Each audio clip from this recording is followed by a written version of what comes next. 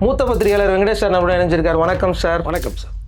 தலைவர் 173 பற்றி பல அப்டேட்டுகள் கொடுத்துருந்தீங்க. இப்போ என்ன சார் திரும்பவும் நீங்கள் பேசுனீங்களே 3 நாளுக்கு முன்னாடி என்ஓசி ப்ராப்ளம் இருக்குது சார்னு. அதோட நிலவரம் இப்போ எந்த இடத்துல இருக்குது?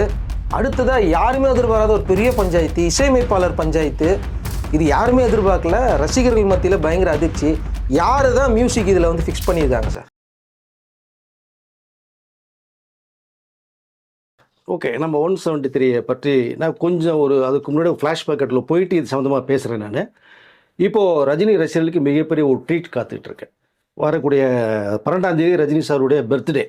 அந்த பிறந்த நாளைக்கு வந்து யாரும் எதிர்பார்க்காத அளவுக்கு ரஜினி சாருடைய மிக பிளாக் பஸ்டர் ஹிட்டான ஒரு 2 படம் ரிலீஸ் ஆகுது. இது மிகப்பெரிய ஷாக். ஒன்று தான் நினச்சிட்டு இருந்தாங்க, இப்போ 2 ரிலீஸ் ஆகுது. இப்போ ஒரு படம் அண்ணாமலை எங்கேன்னா இப்போதைக்கு வெளிநாட்டில் ஃபுல்லாக ரிலீஸ் பண்ண மாதிரி அமெரிக்காவில் மட்டும் 27 சென்டர் ரிலீஸ் பண்ணுறது மாதிரி ஒரு சார்ட்டே விட்டுட்டாங்க. ஸோ வெளிநாடுகளில் கிட்டத்தட்ட நிறைய சென்டரில் படம் ரிலீஸ் ஆகுது. இந்தியாவில் தமிழ்நாட்டில் வருதாங்கிறத 2-3 நாள் நமக்கு தெரியும். ஸோ அது ஒரு பக்கம் வைங்க. அண்ணாமலை எந்த அளவுக்கு இஷ்டம் தெரியும். இரண்டாவதாக படையப்பா, பல சாதனைகளை உடைத்து எறிந்த படையப்பா, அந்த படம் வந்து இங்கே தமிழ்நாட்டில் ஃபுல்லாக ரிலீஸ் ஆகுது படம். ஸோ அதில் என்ன ஒரே ஒரு சிறப்பு அம்சம் இருக்குன்னு பார்த்தீங்கன்னா 7.1 டால்ஃபி ஆட்டோமஸில் அதை வந்து சவுண்ட் எஃபெக்ட் கொடுத்துருக்காங்க 4Kல. பிரிண்ட் எல்லாம் நீங்கள் பார்த்தீங்க அப்படின்னோம்னா டிஜிட்டலில் பிரமாதமாக இருக்குது. நீங்கள் இந்த படம் ரஜினி சாருக்கு ஒரு பெரிய மாஸ். அது எந்த அளவுக்கு நீங்கள் ஹிட் ஆச்சுன்னு தெரியும். அந்தளவுக்கு உருவாக்கி இந்த படத்தை ரெடி பண்ணியிருக்காங்க. 12ஆம் தேதி அன்றைக்கி அந்த படம் ரிலீஸ் ஆகுது. இதுக்குள்ளே என்ன ஒரு சிறப்பு அம்சம் இருக்குன்னா, இந்த படத்தில் 3 சம்பவங்கள் நடந்தது. படையப்பாவுடைய அந்த ஷூட்டிங்கிலும் சரி, அந்த படத்தினுடைய மிகப்பெரிய வெற்றிக்கு பிறகு நடந்துன்ற ஒரு விஷயம். இந்த படையப்பா முடிஞ்ச உடனேயே கலைஞர் அவர்களுக்கு வந்து நம்ம ரஜினி சார் வந்து படம் போட்டு காமிக்கணும்னு பார்த்தாங்க. சுருங்கமாக குட்லக் தேட்டரில் படம் பார்க்குறாரு. அவர் மட்டும், ரஜினி சாரும் கலைஞர் மட்டும் படம் பார்க்குறாங்க. படம் பார்த்துட்டு வெளியே வரும்போது ஒரே வார்த்தை ரஜினி சார்ட்டு வந்து எப்படியா இருக்குது அப்படின்னு. என்ன எப்படி இருக்குன்னு கேட்குற ரஜினி, பல சாதனையில் இந்த படையப்பா உடைத்து எரியும் பாருப்பா அப்படின்னு சொன்னார். அது மாதிரி வசூலில் வந்து மிகப்பெரிய ஒரு கலெக்ஷனை பார்த்த படம் அது. இந்த கலெக்ஷன் மூலமாக பார்த்தீங்கன்னா சிந்தாமணி முருகேசன் அவர்கள் வந்து மிகப்பெரிய அளவில் பல லட்சங்களை சம்பாரித்து மவுண்ட் ரோட்டில் ரிச்சி ஸ்ட்ரீட்டில் பார்த்தீங்கன்னா படையப்பா காம்ப்ளெக்ஸ் அப்படின்னு ஒரு காம்ப்ளெக்ஸை கட்டினார். இப்போது நீங்கள் போய் படையப்பா காம்ப்ளெக்ஸ் எல்லாருக்குமே தெரியும் உங்களுக்கு. அதை எல்லாருடைய வாழ்க்கையிலையும் அப்படி பிரகாசமாக அவருடைய வாழ்க்கையை சிறப்பாகிற ஒரு படம் இந்த படையப்பா படம். இது ஒரு பக்கம் சிறப்பு. இன்னொரு பக்கம் நீங்கள் பார்த்தீங்க அப்படின்னா பாரத் தேட்டர்னு ஒரு தேட்டர் ஒன்று இருக்குது. ஸோ நார்த் மெட்ராஸில் அந்த தேட்டர் அதுக்கு முன்னாடி நிறைய படங்கள் வந்து ரிலீஸ் பண்ணியிருந்தா கூட இந்த படையப்பா படத்தை எப்படியாவது நம்ம தேட்டரில் ரிலீஸ் பண்ணணும்னு ஐடியா பண்ணும்போது தான் அதில் வந்து கொஞ்சம் சவுண்ட் எஃபெக்ட் கம்மியாக இருந்தது முதல்ல. அப்போ ஒரே ஒரு கோரிக்கை மட்டும், நீங்கள் வந்து 4Kல டால்ஃபி ஆட்டோமஸ் ஃபிக்ஸ் பண்ணிங்கன்னா நம்ம படம் தருவோம் அப்படிங்கிற அளவுக்கு ஒரு விஷயம் பேசப்பட்டுச்சு. அவ்வளோதானே இருங்கன்னு சொல்லி பாரத் தேட்டரில் அதற்காகவே ஸ்பெஷலில் டால்ஃபி ஆட்டோமஸ் ஃபிக்ஸ் பண்ணி 4Kல சிஸ்டத்தில் கொண்டு வந்து வச்சு தியேட்டரில் வந்து பார்த்தா படையப்பா ரிலீஸ் பண்ணதுக்கு பிறகு அந்த அலப்பறையை பார்த்தீங்கன்னா இந்த பாம்புக்குள்ளே கையெடுக்கிற அந்த ஒரு ஷார்ட்லலாம் பார்த்தீங்கன்னா ஒரு டோன் பயங்கர எஃபெக்ட் கொடுத்து சீரியல் உங்களுக்கு வந்து இந்த லேசர் லைட் ஒன்று இருக்கும். ஸ்க்ரீன் ஃபுல்லாகவே ரஜினி வரும்போதுலாம் அந்த டைட்டிலுக்கு அந்த இதுக்கெல்லாம் மொத்தம்னா லைட்டிங்கை போட்டு சவுண்டு வந்து இப்படி ஒரு பாரத் தியேட்டரா இந்த எஃபெக்ட் கொடுத்துருக்காங்களான்னு அந்தளவுக்கு பரபரப்பாக பேசப்பட்டு ஒரு விஷயம். பார்த்தீங்கன்னா அந்த பக்கம் இருக்கிற ஆடியன்ஸ் சேர்த்துக்கு முன்னாடி அபிராமி தியேட்டர், மகாராணி தியேட்டரில் போய் படம் பார்த்துட்டு எல்லாமே நெக்ஸ்ட்டு வரிசையாக ரஜினிகாந்த் படம்னாலே பாரத் தேட்டரில் கன்ஃபார்ம் ரிலீஸ் ஆகிடுச்சு. ஒவ்வொரு படங்களும் கிட்டத்தட்ட 100 days படங்கள் நிறையா ஆடியன்ஸ் ஃபுல்லாகவே பாரத்தில் போய் சவுண்ட் எஃபெக்ட்டுக்காகவே உள்ளே போனாங்க. இந்த படையப்பா படம் ரிலீஸ் ஆகிறதுக்காகவே ஸ்பெஷலாக கிரியேட் பண்ணாங்க இந்த 4Kவும் டால்ஃபி ஆட்டோமஸ் சவுண்டும். ஸோ இதற்கு பிறகு இன்னொரு சிறப்பாக நீங்கள் பார்த்தீங்க அப்படின்னா படையப்பாவுடைய அந்த ஷூட்டிங் சமயத்தில் பார்க்கும்போது கிளைமேக்ஸ் வந்து முதல்ல வேறு. நம்ம ரம்யா கிருஷ்ணன் வந்து இது ரஜினியை பழி வாங்குறது மாதிரியே நினச்சிட்டு கொண்டு போகும்போது ஒரு சிம்பிளான ஒரு கிளைமாக்ஸை வந்து இயக்குனர் KS ரவிக்குமார் வச்சுருந்தார். ரஜினி சார் பார்த்துட்டு படம் பூரா அந்த நீலாம்பரி கேரக்டர் வாழ்ந்துகிட்டு இருக்கு. அந்த நீலாம்பரினால தான் என்னுடைய கேரக்டர் வேறு நின்று போய்கிட்டே இருக்குது. இதை கிளைமாக்ஸை டக்குன்னு முடிச்சிருவேணா, அந்த கேரக்டருக்கு ஒரு இம்பார்ட்டன்ட் கொடுங்க நீங்கள் அப்படின்னு சொல்லி ஒரு சின்ன டிஸ்கஷன் பண்ணி கிளைமாக்ஸே ரஜினி சார் சொல்லி அந்த கிளைமாக்ஸை மாற்றப்பட்ட ஒரு விஷயமும் இருக்குது. அப்புறம் தான் KS ரவிக்குமார் டிஸ்கஷன் பண்ணி பண்ணும்போது ரஜினி சார் சொன்ன அந்த சில விஷயங்களை ஷார்ட்ஸ்லாம் சீன்ஸ்லாம் எடுத்து கிளைமாக்ஸ் மாற்றுறாங்க. அதற்கு பிறகு நீங்கள் இப்போ இருக்கிற கிளைமாக்ஸ் வந்து சூப்பர் ஸ்டார் ரஜினி சொன்ன ஒரு கிளைமாக்ஸ். அது எந்த அளவுக்கு ஒரு பவர்ஃபுல்லாக இருக்குன்னு பாருங்கள். இதில் பார்ட் 2 லீடுக்கான ஒரு கிளைமாக்ஸ் அதில் உள்ள வச்சிருப்பார் KS ரவிக்குமார். எத்தனை ஜென்மம் எடுத்தாலும் இந்த நீலாம்பரி படையப்பா பழி வாங்க உடவே மாட்டேன்னு சொல்லி தான் டெத்து கொண்டு போயிடும் நீலாம்பரி. ஸோ இது பார்ட் 2க்கான ஒரு லீடும் வந்து கொண்டு போய் வச்சுருக்காங்க. பட் அது எப்படி வருமானம் தெரியாது. ஆனால் பார்ட் 2ல ரஜினி சார் எப்பயும் உடன்பாடு இல்லை. ஸோ இந்த படையப்பாவினுடைய இவ்வளோ சிறப்பு இன்னும் நிறையா இருக்குது, நம்ம பேசிட்டே போகலாம். பட் இவ்வளோ சிறப்பு அம்சங்களோட வரக்கூடிய 12ஆம் தேதி அன்றைக்கி ரஜினி சார் பர்த்டேக்கு அன்றைக்கி இந்த படம் ரிலீஸ் ஆகுது 751 டால்ஃபி ஆட்டோமேஸ்ல. இது ஒரு சிறப்பு. இதற்கு பிறகு அண்ணாமலை ஒன்று சொன்ன பார்த்தீங்களா, அண்ணாமலையிலேயே ஒரு சிறப்பு அம்சம் என்னன்னு கேட்டிங்கன்னா, அதில் ஒரு சீன் வந்து பவர்ஃபுல்லாக இருக்கும். நீங்கள் அப்போது ரஜினி சார் வந்து ராவேந்திர கல்யாண மண்டபம் வந்து கட்டிகிட்டு இருந்த ஒரு பீரியடில் மண்டபத்துக்கு ஒரு சின்ன பிரச்சனை ஒன்று வருது. அது பல ரூபங்களில் வருது. அப்போது அதில் ரொம்ப மனசு ரொம்ப ஒடிஞ்சு போயிருந்தார் ரஜினி சார். அதை அப்போது அண்ணாமலையில் வரும்போது அண்ணாமலையில் ஒரு சீனே வச்சுருப்பாங்க. இந்த வினு சக்கரவர்த்தி ஒரு கேரக்டர் வரும் உங்களுக்கு. வினு சக்கரவர்த்தி வந்து மண்டபத்தை, அதாவது அது படத்தில் அதனுடைய இந்த இடத்தெல்லாம் இடிச்சிட்டு பண்ணுறது மாதிரியான ஒரு ஆக்கிரமிப்பு பண்ணுறது மாதிரி ஒரு சீன் வரும். டக்குன்னு அதை ஐடியா பண்ணனா வினு சக்கரவர்த்தி கேரக்டர் கொண்டு வந்து வச்சு இந்த ரஜினிகாந்தோடைய மண்டபம், ராவேந்திர மண்டபம் இருக்கு இல்லைங்களா, அதை ரஜினி சார் வந்து சீனை மாத்துறார். படத்தில் வந்து வினு சக்கரவர்த்தி டார்ச்சர் பண்ணி அந்த ஆக்கிரமிப்பு பண்ண போகும்போது மாடல்லாம் கூட்டு போய் வினு சக்கரவர்த்தி வீட்டில் உள்ளே விட்டு கட்டி விட்டு நாஸ்தி பண்ணுவார் ஒரு சீனை. ஸோ இந்த சம்பவத்தின் அடிப்படையில் தான் சீனை மாற்றி பண்ணாங்க. அண்ணாமலையில் பார்த்தீங்கன்னா ஒவ்வொரு சீனும் தெரிக்கும். ஏன்னா இப்போ அரசியல் ரீதியாக நிறையா ரஜினி சாருக்கு எவ்வளோ டென்ஷன் வந்ததுங்கிற எல்லாருக்குமே தெரியும். அதனுடைய பாதிப்பு தான் அண்ணாமலையில் நிறையா விஷயங்களை நீங்கள் சொல்லியிருப்பார். படத்துக்கு படம் நீங்கள் பார்த்தீங்கன்னா இந்த கைத்தட்டி இந்த தொடையில் அடித்து பேசுகிற டைலாக்ல நீங்கள் அவருக்கு நடந்த இன்சிடென்ட் நிறைய விஷயங்கள் அதுதான் உள்ளுக்குள்ள ஒவ்வொரு சீனாக வச்சுருப்பார். இதுக்கு மீறி இன்னொன்று பார்த்தீங்க அப்படின்னா, ஸோ ஃபஸ்ட்டு அண்ணாமலையுடைய படத்தினுடைய இயக்குனரே வந்து சுரேஷ் கிருஷ்ணாவே கிடையாது. கேபியோடைய அசிஸ்டண்டில் வசந்தும் சுரேஷ் கிருஷ்ணா 2 பேருமே இருக்குது. வசந்தை தான் கமிட் பண்ணுறாங்க ஃபஸ்ட். வசந்த் வந்து கமிட் பண்ணி ஒரு வாரம் ஷூட்டிங்கும் போயாச்சு. ஆனால் அந்த ரஷ்ஷெல்லாம் பிறகு பார்த்துக்கு பிறகு வசந்த் கொஞ்சம் டல்லாகவே போயிட்டுருக்காரு. இதுக்கடையில் அவருக்கு பிடிச்ச ஒரு விஷயம் வேற போடணும்னு வேறு கேபிகிட்ட சொல்லிகிட்டே இருந்தார். அப்போது கேபிக்கு அந்த மியூசிக் டைரக்டருக்கு ரஜினி சார் மியூசிக் டைரக்டர்லாம் கொஞ்சம் உடன்பாடு கம்மியாக இருந்த ஒரு டைம் அப்போ. பட் அது ஒரு பக்கம் இருக்குது. ஸோ வசந்த் எனக்கு வேணும்னு சொன்னது ஒரு பக்கம். பட் இந்த படம் வந்து பார்க்கும்போது பார்த்தா கேபிக்கு கொஞ்சம் டிஸ்டர்ப் ஆகுது. ரஜினி சார் எப்பவுமே ஷூட்டிங் ஸ்பாட்லேயே டிசைட் பண்ணிடுவார் ஒரு இயக்குனர் எப்படி பண்ணுறாரு அப்படிங்கிறத. அப்போ அண்ணாமலையோட இது பார்க்கும்போது கேபி சார்ட்ட கேபிங்கும்போது சொல்ல முடியல அவர்னால. டைரக்ட் அவரோட அசிஸ்டண்ட் வேறு. ரஜினி சார் ஆக்ட் பண்ணும்போதெல்லாம் கேபிகிட்ட அசிஸ்டண்டாக வசந்த் வேறு ஒர்க் பண்ணியிருக்காரு. இப்போ எப்படி சொல்கிறது, ஒரு டைரக்டருடைய வாழ்க்கை ஸ்பாயிலர்மெண்ட் சொல்லி தான் ரஜினி சார் பரவாயில்ல எப்படி நம்ம கொஞ்சம் பேலன்ஸ் பண்ணலாம்னு கோஆப்ரேட் பண்ணிக்கிட்டே இருக்காரு. ஒரு வாரம் ஷூட்டிங் மேலே நடந்துச்சது. அப்போ தான் கேபி அவர்கள் படம் பார்க்கலான்னு சொல்லும் போது தான் படம் பார்த்தா அந்த எஃபெக்ட் வரலை, ஃபயர் இல்லை. அது காரணம் என்ன, வசந்த் வந்து ஒரு மெலோடியாக ஒரு பேட்டர்னில் போகக்கூடிய ஒரு இயக்குனர். அப்படி இருக்கும்போது தான் இந்த படம் ரஷ் பார்க்கும்போது கேபிக்கு உடன்பாடு இல்லை.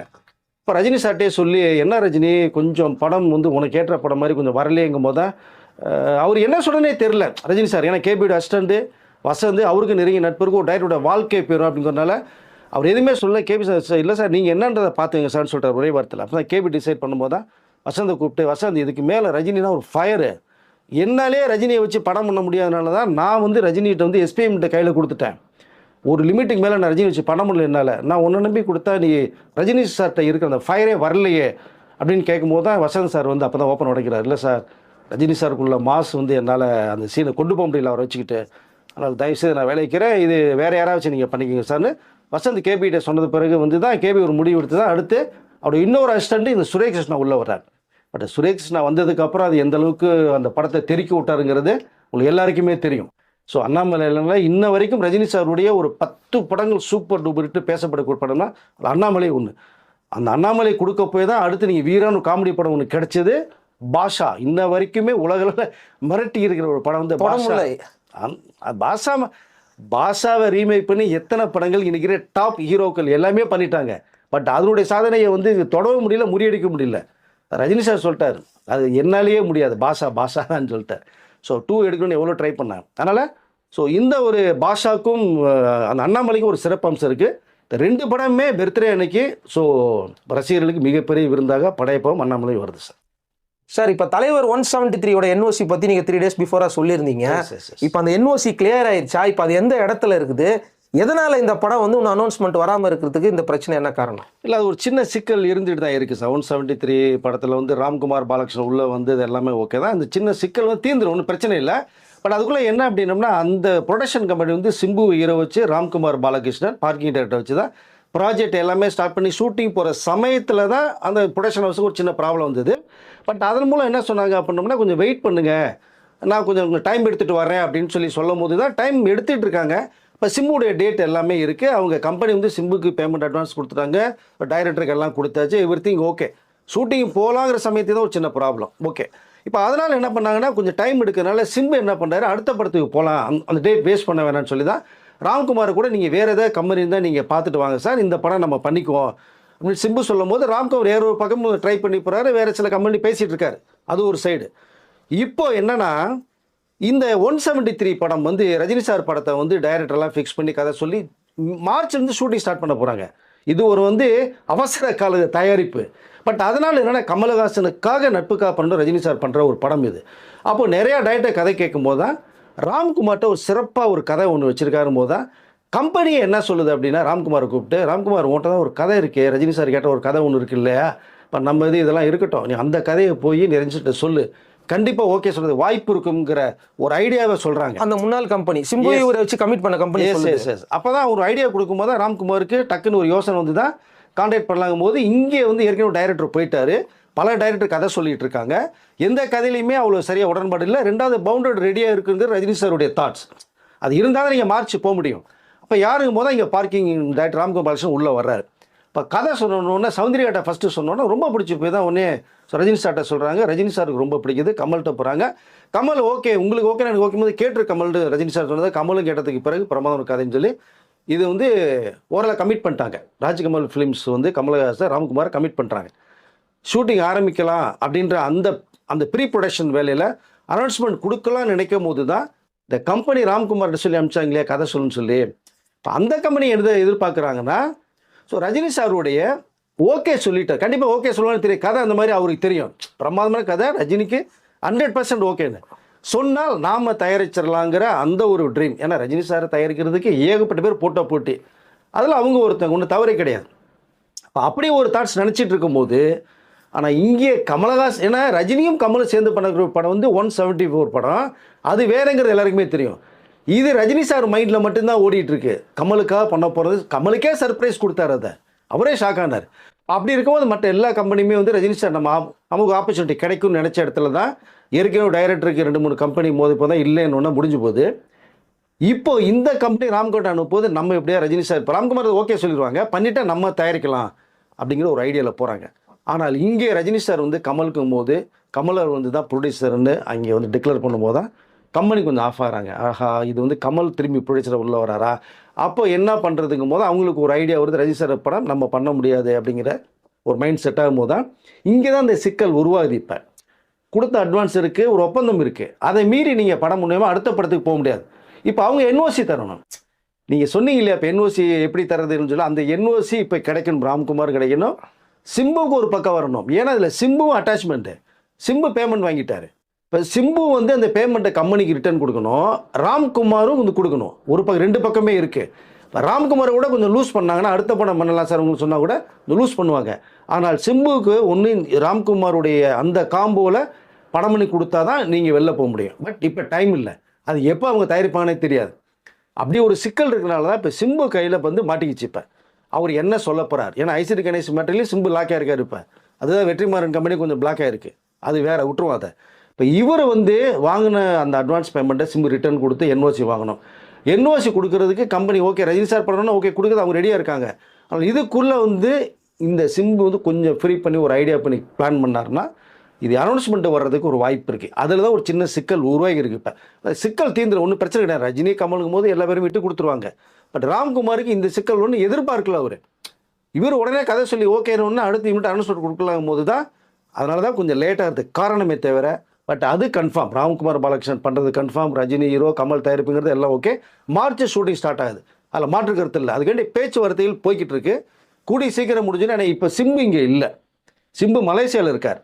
அவர் 7ஆம் தேதி தான் வராரு. இங்கே வந்ததுக்கு பிறகு தான் கம்பெனியோட அவர் டீல் பண்ணி முடிச்சதுக்கப்புறம் 8ஆம் தேதி 9ஆம் தேதி உடன்படி ஏற்பட்டதுன்னா ரஜினி பர்த்டேக்கு வந்து இந்த அனௌன்ஸ்மெண்ட் பண்ண வாய்ப்புகள் நிறையா இருக்குது. ஓகே சார், இது ஒரு பக்கம் போயிட்டுருக்கு. இன்னொரு பக்கம் வந்து பார்த்தீங்கன்னா ரஜினி சார்னாலே அனிருத் தான். இந்த காம்போ வந்து பயங்கரமான ஃபயரான காம்போ. இது இந்த ஃபயரான காம்போ முதன் முறையாக உடைகிறது அப்படிங்கிற மாதிரி ஒரு பிரச்சனை ஓடிட்டு இருக்கு. இதுக்கு பின்னாடி வந்து அட்லி இருக்கிறாரா அப்படிங்கிற மாதிரிலாம் இருக்கு சார். இது இல்லை உடைகிறது இல்லை, உடைக்கப்படுறதுக்கு ஏற்பாடுகள் நடந்துட்டு இருக்கு, அப்படி வேணா சொல்லலாம் நம்ம. அதுக்கு வேண்டிய ஒரு இயக்குனர் தான் அதை கொஞ்சம் வேலையை வந்து அண்டர் கிரவுண்ட் வேலை பண்ணிட்டு இருக்காரு. பட் அது ஒரு பக்கம் இருக்கட்டும். ஏன்னா இப்போ என்னை பொறுத்த மட்டுமே சார், ரஜினி சாருடைய ஒரு மாஸ் விட்டுருவோம். அவர் உலகளவு ரசிகர்கள் இருக்குது, அவருக்காக பார்க்குறதுக்கு ஒரு ஆடியன்ஸ் இருக்குது. பட் இந்த இடத்துல ரஜினி சாரே சொல்கிறது, ஒரு இசை ஒரு பேக்ரவுண்ட் ஸ்கோர் இல்லாமல் ஒரு படத்தை பார்க்க முடியாது அப்படிங்கும்போது எப்போவுமே சொல்லுவார். என்னை பொறுத்த மட்டுமே ஜெயிலர்லேருந்து நீங்கள் தர்பார்லேருந்து எவ்வளோ படங்கள் எடுத்துட்டா கூட கூலி எடுத்தீங்க. கூலி கதை சுமாராக லோகேஷ் கொடுத்தா ரஜினிக்காக ஓடின படம் 79 தாண்டுச்சு. ஆனால் அதில் பாடல் எந்த அளவுக்கு இருந்தது, பேக்ரவுண்ட் ஸ்கோர் பிஜிஎம் எந்த அளவுக்கு இருந்தது. அனிருத் இருந்தால் அதனுடைய ரேஞ்சு வேற. ரஜினி சாரும் அனிருத்தை விட்டு தர மாட்டார். என்னை பொறுத்த மட்டுமே அனிருத் இல்லாமல் ரஜினி சார் படம் பண்ண மாட்டார் சார். தெளிவாக அடித்து நான் சொல்கிறேன். இங்கே வந்து அனிருத் தான் கன்ஃபார்ம். ஆனால் இங்கே சாய் அபயங்கர் உள்ளுக்குள்ளே துணிக்கிறதுக்கு ஒரு அண்டர்கிரவுண்ட் வேலை பண்ணிகிட்டு இருக்கார். அது வேறு யாரும் அட்லி தான் பண்ணுறாரு.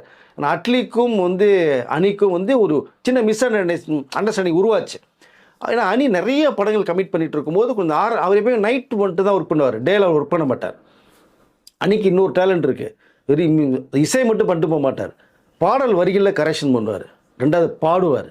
இப்படி பாடல் வேணும்னு ஒரு வந்து சிங்கர்கிட்ட உருவாக்குறது தான். நீங்கள் ரஜினி சார் படத்துலலாம் எல்லா பாட்டுமே ஹிட் ஆகிறது காரணம் தான். மோனிகா சாங் இன்ன வரைக்குமே டாப் 1ல் இருக்குது. உங்களுக்கு அது கிட்டத்தட்ட எத்தனையோ கோடிகள் மேலே கிராஸ் ஆகிருக்கு, மில்லியனே. 2025 நம்பர் 1 தான், நம்பர் 1. ஸோ இவ்வளோ மில்லியனை கிராஸ் பண்ணி போய் நம்பர் 1ல் மோனிகா பாடல் இருக்குன்னா, ரெண்டாவது வந்து ரஜினியோடைய அந்த பேக்ரவுண்ட் சாங்குடைய ஹைலைட்டே அனிருத். இது வந்து அனிருத் இல்லாமல் ரஜினி சார் படம் ஃபஸ்ட்டு பண்ண மாட்டார். பட் கமலுக்கும் இதில் வந்து பெரிய இஷ்டம்லாம் கிடையாது. ஆனால் இதுக்குள்ளே வேலையில் யார் பண்ணுறான்னா, ஏன்னா இப்போ சாய் அபயங்கர் பண்ண ஆல்பம் 2-3 சாங் நல்ல உண்மையிலே சூப்பராக இருந்துச்சு, மாற்றுக்கிறதுல. ஆனால் ரஜினி சார் படத்துக்கு மியூசிக் பண்ண அளவுக்கு ஒரு கெப்பாசிட்டி இருக்கானா சாய் அபயங்கர்கிட்ட நான் இல்லைன்னு தான் சொல்லுவேன். இதுக்கிடையில் பார்க்கிங் டைரக்ட்டு சாம் சிஎஸை கொண்டு வரலான்னு அவரு பக்கம் ஐடியா பண்ணிகிட்டு இருந்தார். பட் ஆனால் இதுக்குள்ளே டெக்னிஸ்டுக்குள்ளே ராம்குமார் போகலை. அதாவது பார்க்கிங் பண்ணார் அவர் சாமி, பட் நல்ல music director Sam CS. But அது மறுப்பதற்கு இல்லை. ரஜினி சார் படத்துக்குன்னு ஒரு வேல்யூ இருக்குது, பிஸ்னஸ் இருக்குது சார். ஃபஸ்ட்டு நீங்கள் சாய் அபயங்கர்லாம் போட்டால் பிஸ்னஸ் நீ மியூசிக்குன்னு பண்ண முடியாது. அதனால் அட்லி வந்து அணிக்கும் உள்ள அந்த ஒரு மிஸ் அண்டர்ஸ்டாண்டிங்கில் அவர் ஃபோனை போட்டு கமல் கேங்கெல்லாம் போட்டு சாய் அபயங்கர் பண்ணுறாரு. நானே கிட்டத்தட்ட 1000 கோடி பட்ஜெட்டில் தயாரிக்கிற படத்துக்கு சாய் தான் போட்டிருக்கேன். ஸோ அல்லு அர்ஜுனா ஓகே பண்ணிட்டேன், பிரமாதமாக போட்டிருக்காரு, நீங்கள் பண்ணுங்கன்னு சொல்லி அங்கே ஸ்க்ரூ பண்ணிகிட்டு இருக்கார். பட் அது தேவையில்லை அட்லிக்கு நான் நினைக்கிறேன். ஏன்னா அட்லியோடைய மிகப்பெரிய ஹிட்டுக்கு வந்து என்ன வந்து அணியோடைய மியூசிக் எவ்வளோ பெரிய உதவி இருக்குன்னு தெரியும். ஜவானுடைய 1000 கோடியினுடைய மிகப்பெரிய வெற்றிக்கு அணியோடைய சாங்கும் பேக்ரவுண்ட் ஸ்கோரும் மிகப்பெரிய ப்ளஸ். ஸோ அந்த வேலையை அவர் பார்த்துட்டு இருக்கார். நான் இன்னொன்று சொல்லிக்கிறேன், ரஜினி சார் மைண்டில் அட்லியும் இருக்காது. இப்போ நான் சொல்கிறேன், கதை வேற ஒன்று வச்சுருக்காரு. இந்த நேரத்தில் போய் நீங்கள் தேவையில்லாமல் இன்னொரு விஷயத்துக்காக குழப்பி பண்ணி ஸோ உங்கள் மேலே வச்சுருக்கிற மரியாதையை அட்லிக்கு எடுத்துடக்கூடாது. ஏன்னா ரஜினி சார் ஒரு நல்ல மரியாதை அட்லி மேலே வச்சுருக்காரு. நிச்சயமாக அடுத்த படம் கூப்பிட்டு வந்து வாய்ப்பு கொடுத்தாலும் ஆச்சரியப்படுறது இல்லை. இப்படி ஒரு ட்ராக் இருக்குது. இந்த விஷயத்தை நான் இப்போ சொல்லிக்கிற விரும்புகிறேன், நேயர்களுக்காகவும் அட்லிக்காகவும் சொல்லிக்கிற விரும்புகிறேன். நான் இப்படி ஒரு விஷயம் இருக்குது. ஆனால் கிட்ட 95% வந்து நம்ம அனிதான் சார் வந்து மியூசிக் அதில் 173 அதில் ஒன்று மாற்று கருத்தே இல்லை சார். அதுக்கு வேண்டிய குழப்பங்கள் எப்பயுமே குட்டையை குழப்புவாங்க. அப்புறம் எல்லாம் தெளிஞ்சு போனதுக்கப்புறம் அந்த தண்ணி நல்ல நீரோடையாக வரும்ல, அதான் அனிருத். ஒருவேளை வந்து பார்த்தீங்கன்னா இந்த மணிரத்னம் படத்தில் வேறு ஒரு இசையமைப்பாளருக்கு பதில் பேர் சொல்ல மாட்டேன், ஏஆர் ரகுமானை வெளில கூப்பிட்டு வந்தாங்க தெரியுமா? அந்த மாதிரி வந்து ஜவான் படத்தில் அவருக்கும் அனிருத்துக்கும் ஏற்பட்ட மோதலால் நபர் உனக்கு பதிலாக ஒருத்தனை கொண்டு வர பாருன்னு சாய் அபயங்கர் எல்லா ப்ராஜெக்ட்லையும் கொண்டு வந்து இழுத்து விட்டுட்டே இருக்காரு. ஸோ அதே மாதிரி இந்த ப்ராஜெக்ட் நீங்கள் அன்னைக்கு சொன்ன இசையமைப்பாளர் வந்து சூழ்நிலைகள் வேறு. ஏன்னா அந்த இசையமைப்பாளர் வந்து எல்லாருக்குமே கொஞ்சம் பாதிப்புள்ளாச்சு. டைரக்டருக்கு, ஹீரோக்கு, ப்ரொடியூசருக்கு, ப்ரொடக்ஷன் கம்பெனிக்குன்னு 4 பக்கமே டிஸ்டர்ப் ஆச்சு. அதனால தான் அங்கே நம்ம ஏஆர் கண்டுபிடிச்சி கூப்பிட்டு வந்து பண்ணாங்க. அது வேறு. அதோட இதை வந்து நம்ம மிக்ஸ் பண்ண வேண்டாம். பட் நீங்கள் சாய் அபயங்கர் ஃபியூச்சரில் வேணால் ரஜினி சாருக்கு வந்து ஸோ படங்களுக்கு பண்ணலாம், ஒன்றும் தப்பு இல்லை. அவர் வந்து சக்ஸஸ் பண்ணட்டும். இன்னும் இது வரைக்குமே பண்ணலை. இப்போ டியூடு தான் ஒன்று கொடுத்துருக்காரு, ஓகே. அடுத்த கருப்பு ஒன்று வரப்போகுது, அது எந்த அளவுக்குன்னு தெரியாது. அல்லு அர்ஜுனா படம் வரணும், அது எப்போ அது இன்னும் 2 வருஷம் வர்றதுக்கு. அதனால் சாய் அபயங்கர் பண்ணட்டும், நம்ம வரவேற்போம், தப்பு இல்லை. ஆனால் இப்போ உள்ள சூழ்நிலைக்கு ரஜினி சார் வந்து கமலுக்கு ஹெல்ப் பண்ணும் போது டெக்னீஷியன் ஹெவியாக இருக்கணும். ஃபர்ஸ்ட் ஆஃப் ஆல் பிஸ்னஸ் ஹெவியாக போகணும், அதுதான் இங்கே மெயின் டார்கெட். அப்போ அனிருத் இங்கே தேவைப்படும். அனிருத் இருந்தால் சாங்கும் ஆர்ஆரும் ஃபர்ஸ்ட் கிளாஸாக வருங்கிறது மிகப்பெரிய ஒரு தாட். ஆடியோ இதுதான் இருக்கிறதுக்கு வாய்ப்புகள் என்னை பொறுத்த மட்டும் கன்ஃபார்மாக இருக்குது.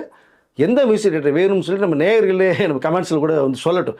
என்னுடைய ஒப்பீனியன் வந்து இந்த 173 ரஜினி சார் படத்தை அனிருத் தான் இருக்கணுங்கிறது என்னுடைய ஒப்பீனியன் சார். அவருடைய ஆடியோ ரைட்ஸ் வந்து பார்த்தீங்கன்னா ஒரு படமே எடுக்கலாம். 18 கோடிக்கு மேல போகுது அப்படின்றாங்களே சார். ஒரு படத்துடைய பட்ஜெட்டு கிடைக்குது அப்படிங்கிறப்போ எஸ் அனிருத்தோடைய படங்கள் எல்லாமே ரெக்கார்டாக தான் போயிட்டு இருக்கு. இப்படி இருக்கும்போது நடுவில் வந்து இந்த ஒரு பிரச்சனையெல்லாம் குழப்பி ரசிகர்கள்லாம் மண்டையை குழம்பி போய் ரஜினி சாய் அப்படிங்கிற எப்படி இருக்கும், என்னையா ஒன்றுமே புரியலையே, 73 ஆரம்பிச்சதுலேருந்து இவ்வளோ குழப்பமா அப்படிங்கிற மாதிரி வருது. அதுக்காக தான் நான் கேட்டேன் ஆக்சுவலாக. இல்லை இருக்கிற வாய்ப்பு இருக்கா சார்? நான் ஃபர்ஸ்ட் ஆஃப் ஆல் ஒரு பிஸ்னஸ் மோட்டிவ் ஒன்று இருக்குது. இங்கே வந்து கமலுக்கு ஒரு பெரிய ப்ராஃபிட் தரணும் தான் ரஜினி சார் நினைக்கிறாரு. இதில் ரஜினி சாரோட சம்பளம்லாம் எதுவுமே பேசலை. கமலா விருப்பப்பட்டு கொடுத்தா வாங்கி வரலாம், அது கூட வேணான்னு சொல்லிடுவார். சரியா? அந்த உதவி பண்ணும்போது நமக்கு ஒரு பெரிய அமௌண்ட்டை கையில் கொடுக்கணும். இதான் ரஜினி சார் தாட்ஸ். அனிருத்தம் இதில் மேக்ஸிமம் இருப்பார். மேக்ஸிமம் இல்லை, 100% அனி தான் இருப்பார்.